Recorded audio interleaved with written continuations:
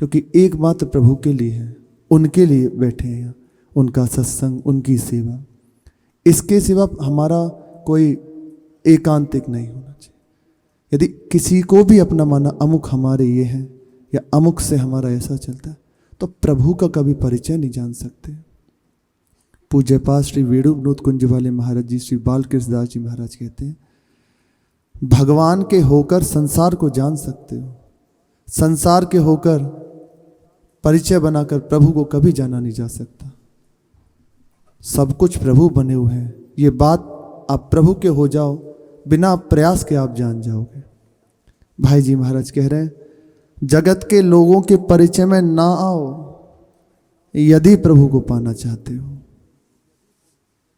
भेष बना लिया है या आप मार्ग में चल रहे हैं तो विशेष सावधानी रख लीजिए इस बात की, किसी के परिचय में मत आओ, बिल्कुल छिपा के रखो अपने आप को।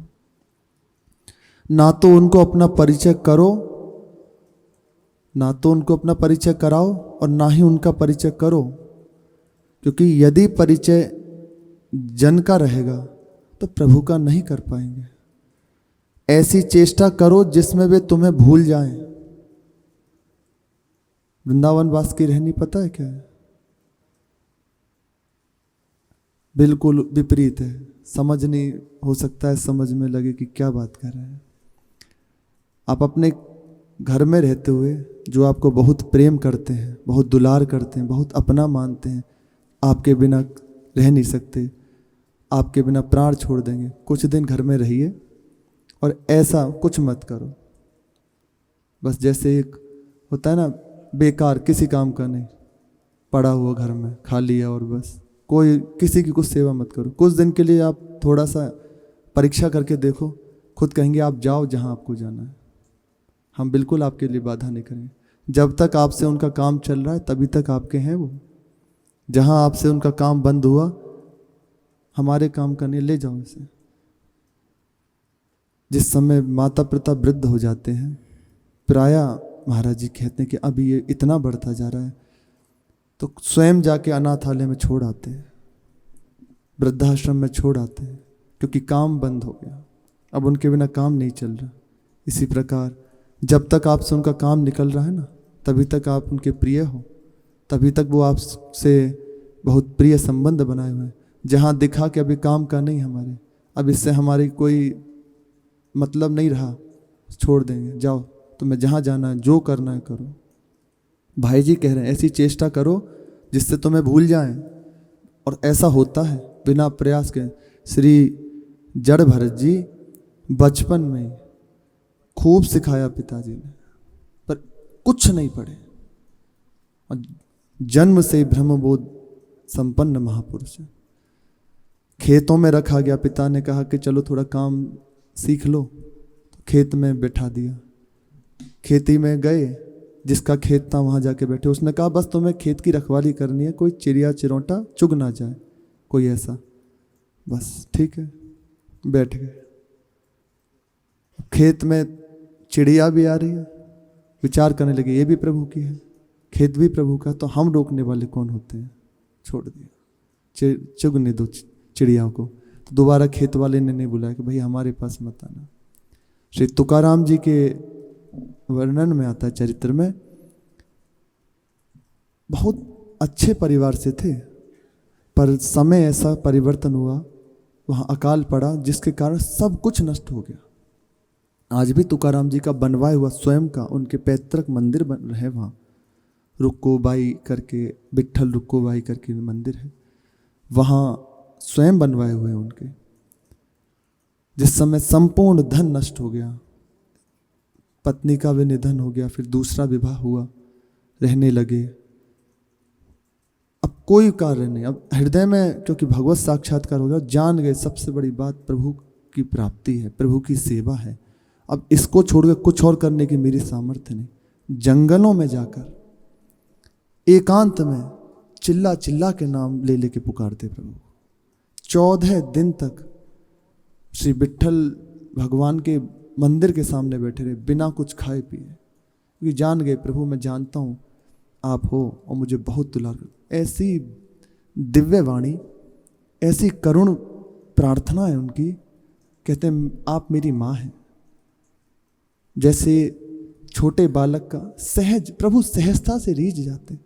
जैसे छोटे बालक का कोई नहीं होता, इसी प्रकार मेरा कोई नहीं है। अब आप आओ और मुझे अपने हृदय से लगा लो, मुझे अपनी गोद में भर लो। ये श्री तुकाराम जी की अभंग वहाँ कहा जाता है, अभंग हैं लिखे हुए, बहुत सुंदर सुंदर, एक से एक दिव्य। देख लिया सब कुछ नष्ट हो गया। अब घर में पत्नी थी, बिल्कुल विपरीत स्वभाव, तो एक पद में लिखा है प्रभु बड़ी कृपा करी। पत्नी विपरीत दी, सो इसलिए कि यदि अनुकूल होती तो मेरा राग हो जाता। अद्भुत महापुरुषों की महिमा। धन संपत्ति नष्ट हो गई, बड़ी कृपा करी, क्योंकि मैं इसमें फंसा रहता, आपको भूल जाता। भाई जी कह रहे ना ऐसे हो जाओ तो मैं सब भूल जाए, कोई पूछने वाला नहीं, कोई बात करने वाला नहीं। ऐसी स्थिति हो गई, खाने के लिए नहीं। अगर कहीं बैठ गए तो एक ही नशा, भगवत चर्चा, जहां बैठे घंटों बैठ के चर्चा भूल गए, बैठे हुए। एक खेत में बहुत पीछे पड़े, पत्नी जी ने भेजा उनको, वहां गए। खेत वाले ने कहा बस रखवाली करनी है। खेत की एक मेड़ में बैठ के वो बस कीर्तन करने लगे। अब यही जीवन है, कीर्तन करना प्रारंभ किया। चिड़िया चिरोटे, ऐसा दिव्य मधुर गान, वहीं सब मोर आदि मंडली जुड़ने लगे। वहाँ खान पान शुरू, सब खेत पा लिया, किसी को नहीं रोका। बोले प्रभु के हैं, प्रभु इस रूप में पाओ प्रभु। खेत वाला आया, अब वो इतना गुस्सा हुआ कि इतना हमारा न, जैसे 2-2.5 सेर या कुछ जितना होता हो उससे 25 गुना ज़्यादा बताया। इतना अन्न होता है हमारा, यदि नहीं दिया तो बस आप देख लेना। बस कुछ नहीं कहा, ऐसे बस विट्ठलनाथ जी की ओर देखा। अब आप देख लो, आपकी इज्जत की बात है। जितना उसने कहा उससे और बढ़ के मिला उसे। चरणों में आके पड़ा, प्रभु क्षमा करो, मेरे से गलती हो गई। बोले तुम्हारी बात नहीं है, मैं तो ये देखता हूं कि मेरे विट्ठल ने मेरी लाज बचा ली। मेरी लाज उनकी लाज और उनकी लाज मेरी लाज, अब ये लाज उनने बचा ली। इसलिए ऐसे हो जाओ तुम्हें सब भूल जाए। जब तक तुम्हारे अंदर कुछ है, यदि कहीं अन्य आश्रय होता तो ये ऐसा हो पाता? प्रभु के सिवा कोई नहीं। जब तक आप किसी के मतलब के हो तभी तक आपको सब पूछते हैं।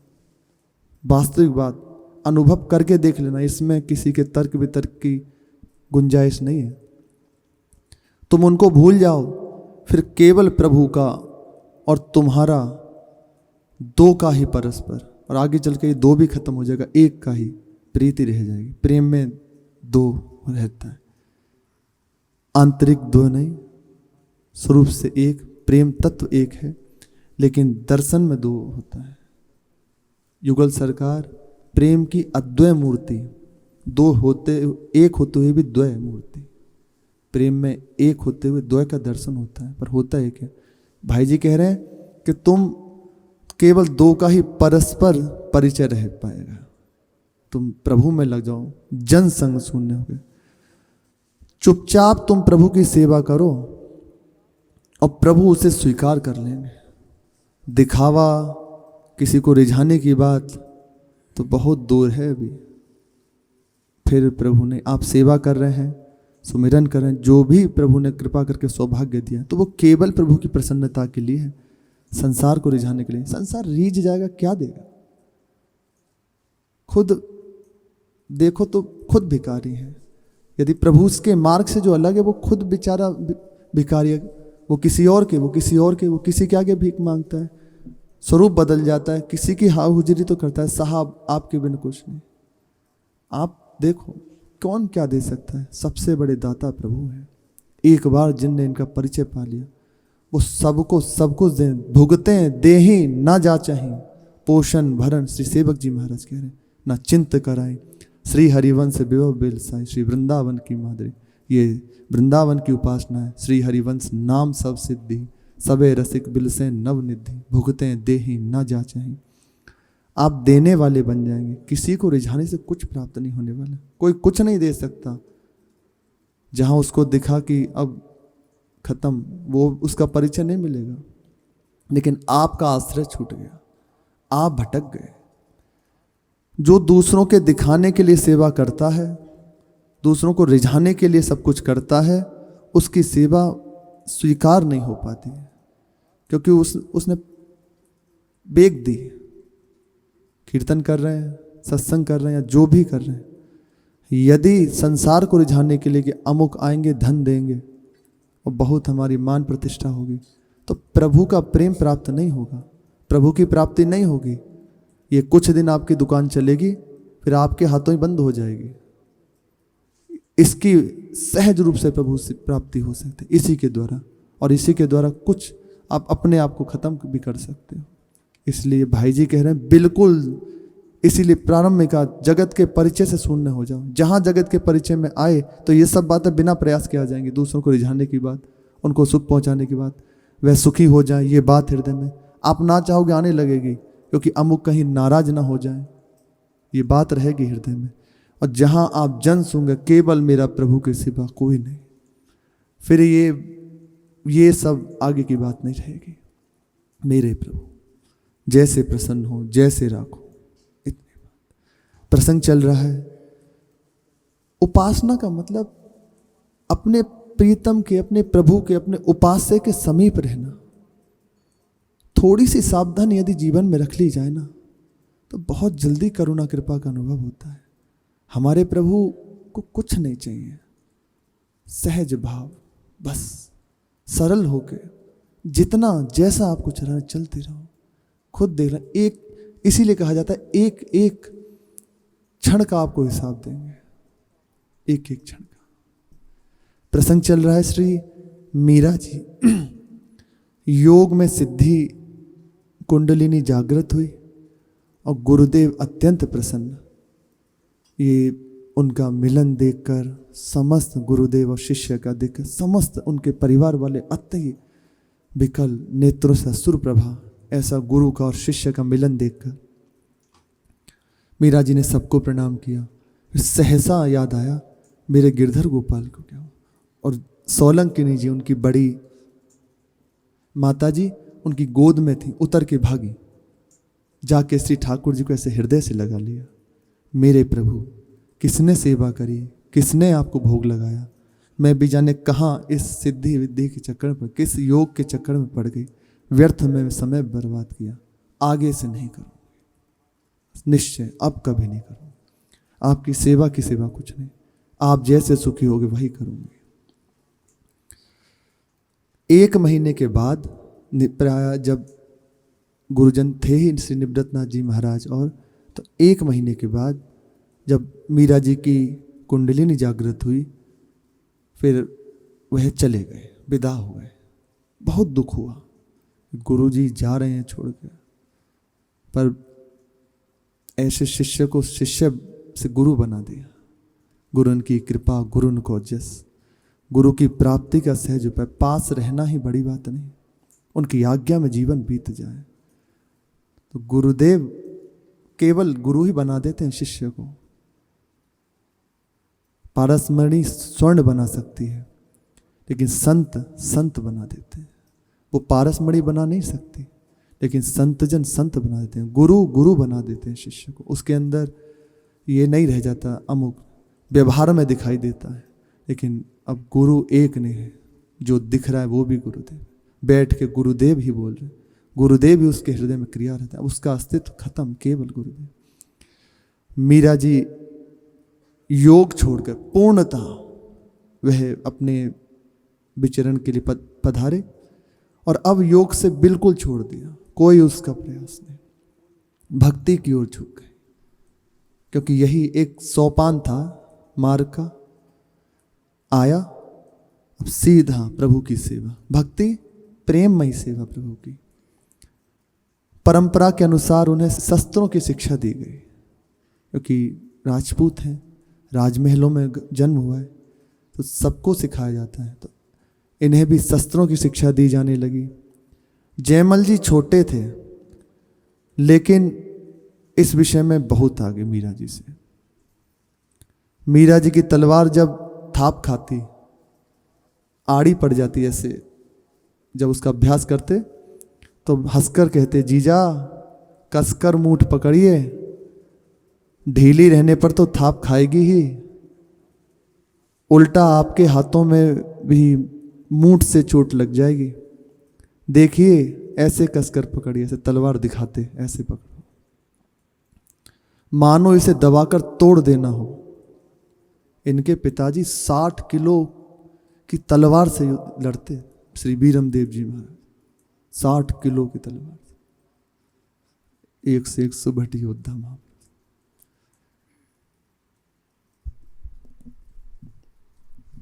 ऐसे पकड़िए कसकर कि जैसे ये तोड़ देंगे हाथ से इसे, अन्यथा बैरी को तुस जरा सी भी खरोंच नहीं लगेगी और वह अपनी कर गुजरेगा, आप ही को चोट लग जाएगी।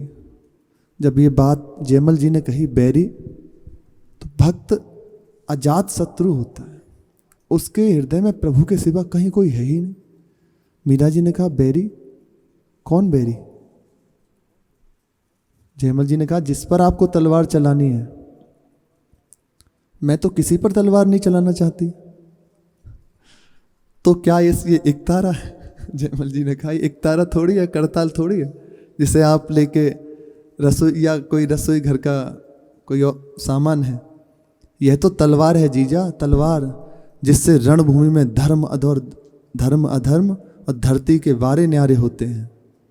ये तलवार है, इसको ऐसे ही मत समझो। मीरा जी ने कहा अच्छा, तो बताओ ये युद्ध क्यों होते हैं? जयमल जी से पूछे। सहज सरल स्वभाव, उन्हें पता ही नहीं। उस समय महान यवनों का अकाल शासन था, चारों ओर हाहाकार, यही केवल बचे हुए थे राठौड़ी संगत। इन्हीं की ऐसा प्रताप था उस समय, जो कि यवनों का शासन नहीं हो पाया था।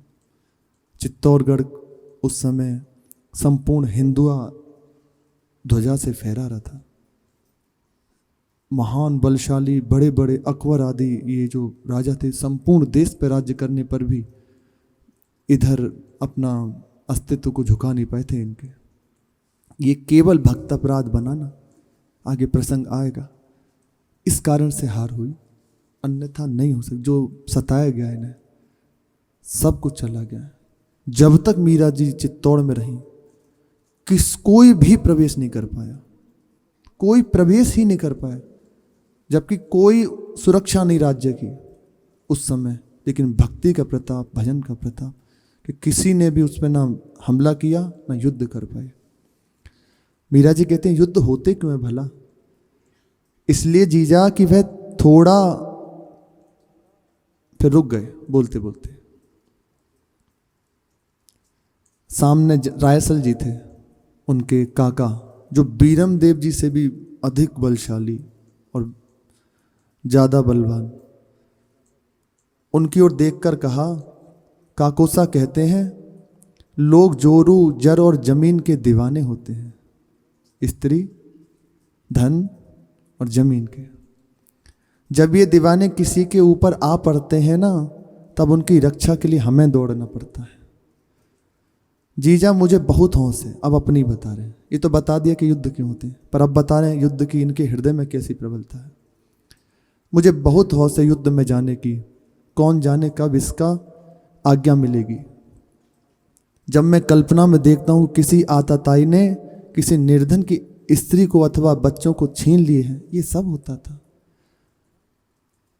काट के छप्परों पे डाल जाते, उन्हीं के घर में छीना, उनके संग दुर्व्यवहार किया गया और फिर वहीं छोड़ के चले, जिंदा जला के चले, बच्चों को मार दिया।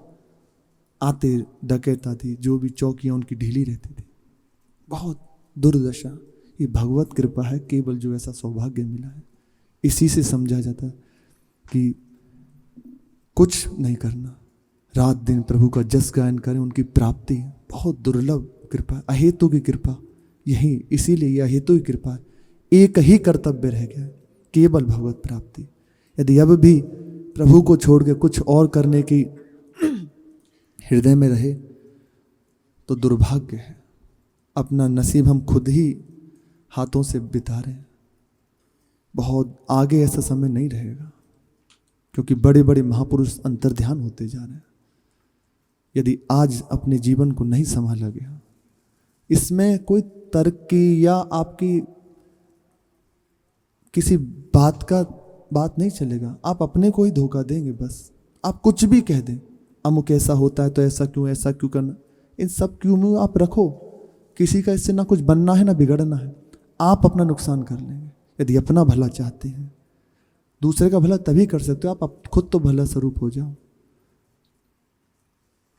हमारा भला प्रभु के होके प्रभु रूपी सर्व की सेवा करो, बस सबसे बड़ा है। प्रभु से विमुख होना ही आपका भला नहीं है। प्रभु के हो जाओ तो भला करने वाले बन जाएंगे।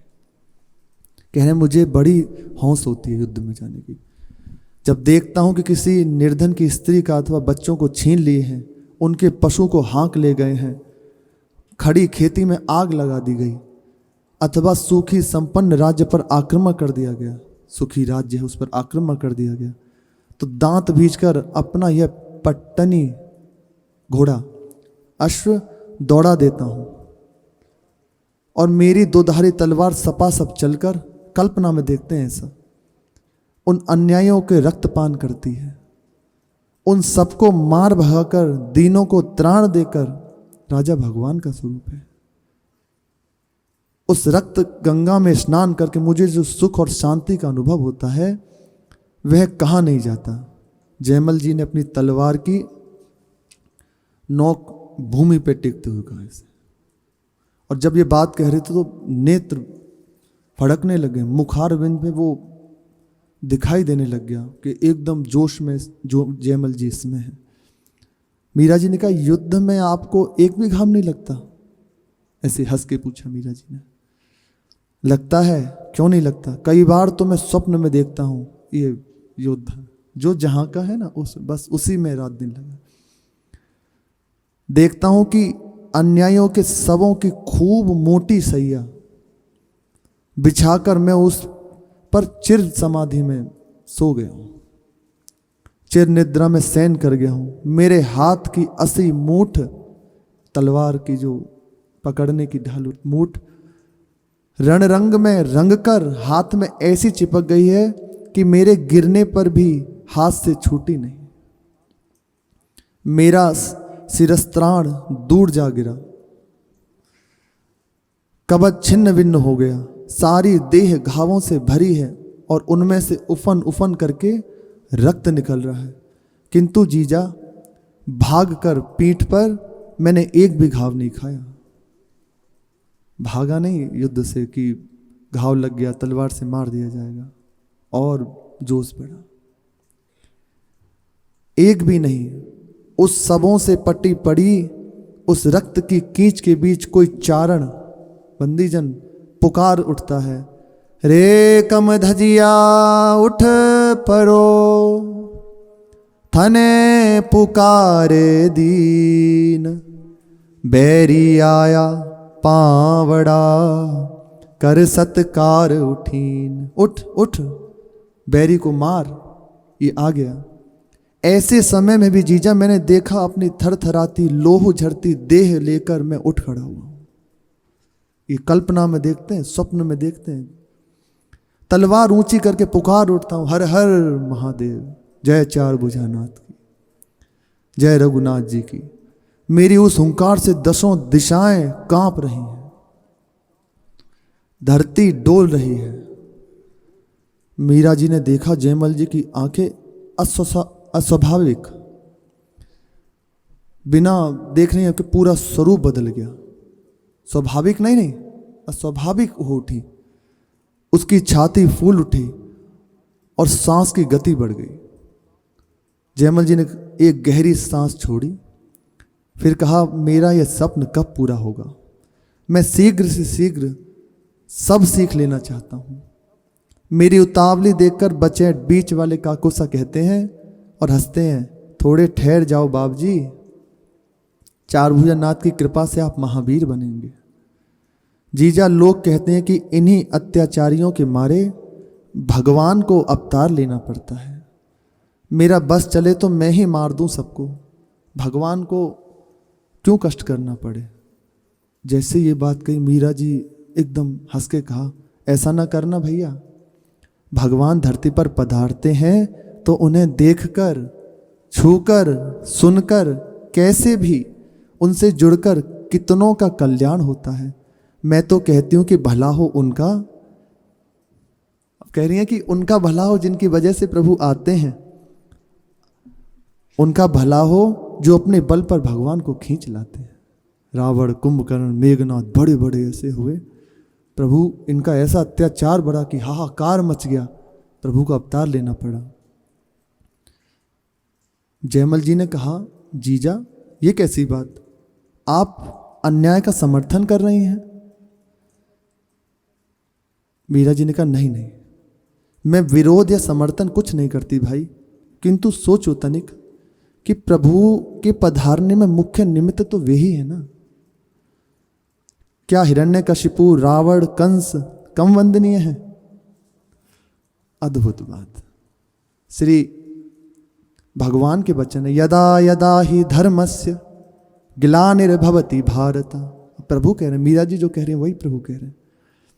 अभ्युत्थान धर्मस्य तदात्मानं सृजाम्यहम् परित्राणाय साधूनां विनाशाय च दुष्कृतां धर्म संस्थापनार्थाय संभवामि युगे युगे। प्राय यहां तक तो बात जान ली जाती है, लेकिन जो मीरा जी कह रही है ना, कह रही हैं कि ऐसा, ये तो इन सबका भला हो अपने बल से। कई बार प्रश्न होता है, प्रभु सर्व समर्थ हैं, उनको अवतार लेने की क्या आवश्यकता पड़ती है, उनके कर्म दिव्य हैं। तो श्री भगवान के वचन है, स्वयं मुख से कहे हुए, 20 बुझा छिन माही उखारू, रावण की सहस बाहु काटी में डारू, चर चीर हिरना कुस मारू, भौह मरोरी उलट दूं सृष्टि। एक क्षण में जहां भ्रकुटी बंक करूं, त्रिछी करूं, सृष्टि पलट जाए, पर प्रीति न उलटी जाए। प्रेम के कारण बंध जाता हूं। अग्नि होए तो मैं पीऊ जाऊं, पर्वत होए तो धारी दिखाऊं, सिंधु होए तो बांधी बताऊं, 3 लोक दऊं नाप, सो पर प्रीति न नापी जाए। ये प्रेम, ये सब प्रभु के लिए करना, किसी को मारना, यहाँ अवतार धारण करना, ये केवल इसलिए नहीं कि शत्रुओं को मारना है या किसी का संहार करना है या धर्म की स्थापना करते हैं, ये तो है ही, ये क्षण मात्र में कर सकते हैं। लेकिन प्रेम के बंधन से बंधने के लिए, प्रेम के बंधन में बंधकर प्रभु आते हैं। साकर होए तो तोरी दिखाऊं, खंभ होए तो चीर बताऊं, वज्र होए तो पीस उड़ाऊं। प्रभु सर्वेश्वर हैं, सर्व समर्थ हैं, इनसे सब कुछ है। धनुष होए तो तोड़ छिन में, एक क्षण में तोड़ दूं। 20-20 हजार राजा एक साथ धनुष को उठाने के लिए लग गए, प्रभु को कुछ करना पड़ा, गए पर हिला नहीं पाए 20-20 हजार राजा। ऐसे उठाया, एक क्षण में उसकी प्रतंचा बांधी, और कब उठाया, कब प्रतंचा बांधी, कब तोड़ दिया पता नहीं चला। जो ही उसका तोड़ा पूरा, वैसे लगा ब्रह्मांड फट गया। परशुराम जी उसी की आवाज से सुन के आ गए। सब ही नाथ में नाथ कहायो, सबन हार मोकु शीस नवायो, मोह माया कोई पार न पायो, सो मैं चाकर बनूं भक्त को। कह रहे हैं, मेरी माया का कोई पार नहीं पा सकता, सबका नाथ हूं, लेकिन मैं अपने भक्त का नौकर बन जाता हूं, चाकर बन जाता हूं, उसके लिए सब कुछ कर बैठता हूं। एक बार यदि भक्त कैसे भी मेरा हो जाए, ये सब लीलाएं प्रभु भक्त के लिए करते हैं। उन्हें विभीषण जी आए लंका से प्रभु के पास, प्रभु को जानना है क्या कि कैसे रावण मरेगा, पर मंत्री सुग्रीव जी से सबसे सलाह ले रहे हैं, कैसे मारना है, कैसे होगा, सब बता रहे। प्रभु इसकी नाभि कुंड में अमृत भरा हुआ है, जब तक तीर नहीं लगेगा मरेगा नहीं। बिल्कुल ऐसी लीला कर रहे हैं कि उनके बिना कार्य नहीं चलेगा। क्यों? क्योंकि भक्त के अधीन है।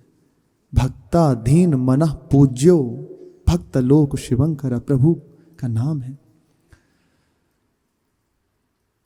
ऐसी दिव्य लीलाएं प्रभु करते हैं केवल अपने भक्तों को सुख देने के लिए। नरसी भगत काजे सामलिया सेठ बन्यो, भात पहरायो लाज राखी जन की। प्रहलाद ने पुकार्यो नरसिंह रूप धर्यो, हिरण्य कश्यप बिदार्यो सुधि भूली तन की। जिस समय हिरण्य कश्यप को मारा है ना, किसी की सामर्थ्य नहीं प्रभु के पास जा सके। बहुत स्तुति वर्णन है, सब चराचर स्तुति कर रहा है प्रभु की। बड़े बड़े ऋषि मुनि महात्मा भगवान शिव ब्रह्मा जी सब स्तुति कर रहे हैं, देवता गंधर्व सब आके स्तुति कर रहे हैं। पर जो ही हुंकार करते तत्काल भाग जाते। लक्ष्मी जी गई पास में, बस उसी हृदय में अत्यंत क्रोध है ना, देखा उठ के वो भी भाग गई। नहीं नहीं, हम जो ही प्रहलाद जाके चरणों में पड़े, ऐसे उठाया, बस उन्हें चाट रहे हैं और कह रहे हैं हाँ हाँ भक्त क्षमा करो, मुझे देर भई आने में, क्षमा करो, मुझे विलंब हो गया, मेरे कारण तुम्हें इतना त्रास सहना पड़ा, इतने तुम्हें दुख पाया, मेरे कारण तुम क्षमा करो क्षमा करो। मैं मीरा को गोपाल गिरधरी नंदलाल, और कंस को हूँ काल दास तुलसी को राम। प्यारी को भरतार चारों वेदन को सार, बन्यो नंद को कुमार सूरदास को हूँ श्याम। सोई वृषभानु किशोरी ने, चरणन को दास बनाया। अद्भुत महिमा, प्रेम के बंधन में बंधने के लिए, प्रेम की लीला करने के लिए प्रभु पधारते हैं। अन्यथा प्रभु को किसी की कुछ करने की आवश्यकता नहीं। कह रहे ना, 20 भुजा उखाड़ूं एक क्षण में, सहस बाहू काटी डारूं, चर चीर हिरणाकुश मारो, बहु मरोरू उलट दऊं सृष्टि। जहां भ्रकुटी मरुणु सृष्टि उलट पुलट है जाए। ये चर्चा चलती है। मीरा जी यही कह रही हैं, प्रभु तो अपने प्रेमियों को सुख देने के लिए पधारते हैं, मैं तो उनको प्रणाम करती हूँ, इनके कारण प्रभु आते हैं, ऐसी लीलाएं करते हैं, गाकर सुनकर उनका स्पर्श करके सबका मंगल हो जाता है। जयमल जी ने कहा बाप रे, ये नई बात क्या सुन रहा हूँ, क्या यह बात आपको बिहारी दास बाबा ने बताई है? मीरा जी ने कहा मुझे बताया किसी ने नहीं है, मैं उनके अत्याचारियों और मैं अत्याचारियों का समर्थन नहीं करती। उनके द्वारा सताए गए दीनों की पुकार प्रभु को आने के लिए विवश कर देती है। मैं तो ये कह रही हूं, यही तो सब कहते हैं कि यदि सताने वाले ना हो तो क्या भगवान का अवतार होगा? चुपचाप खेलते हुए बच्चे की ओर तो मां भी ध्यान नहीं देती। बीमारी भूख या किसी के सताने के कारण जब बालक रो उठता है तभी तो वह सब काम छोड़कर भागती है। उसे बचाने के लिए कहो वह कारण क्या कुछ नहीं है? जयमल जी, तो हम उसकी पूजा करें?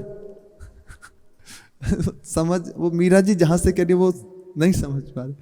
इसलिए कई बार जब ऐसे चर्चा हो ना, जब देख ले कि सामने वाला नहीं समझ तो प्रणाम करे चला जाए, अपनी बात ना रखे उसके आगे, क्योंकि वो कुतर्क से युक्त है। ये तो कृपा करके दिखा रहे हैं, तो भक्त हैं, लेकिन ऐसा होता है। आप अपनी बात कह रहे हैं, बिल्कुल शास्त्र सम्मत है, गुरुजनों के द्वारा सुनी हुई, लेकिन सामने वाला उसको सुनने के लिए तैयार नहीं, क्योंकि वो उसकी बुद्धि कुतर्क प्रधान है। आपके प्रति उसकी श्रद्धा नहीं है। जब तक श्रद्धा नहीं होती आप कुछ नहीं जान सकते। श्रद्धा मूल है। बिना श्रद्धा के आप, श्रद्धा नहीं है, भले सुन रहे हैं पर अंदर चलता रहेगा, अरे ठीक है प्रणाम किया। मीरा जी ने कहा नहीं नहीं, मेरी ऐसी बात नहीं है, मैं ये नहीं कह रहा, आप गलत समझ रहे हैं। फिर एकदम चुप हो गई। फिर कहा देखो जो है सब ठीक है, हमें उनकी ओर ध्यान नहीं देने की कोई आवश्यकता नहीं है। गुरुजी कहते हैं कि तुम जिसका चिंतन करते हो बहुत उसका असर होता है। जिसका भी चिंतन करते हो गुण अवगुण बिना कुछ किए उसके आप में आ जाते हैं। श्रेष्ठ का चिंतन ही उचित है, दुष्टों की दुष्टता का फल उन्हें मिल ही जाता है। मीरा जी और जयमल जी से इतना कहा, शेष चर्चा आगे। श्री राधा वल्लभ लाल की जय।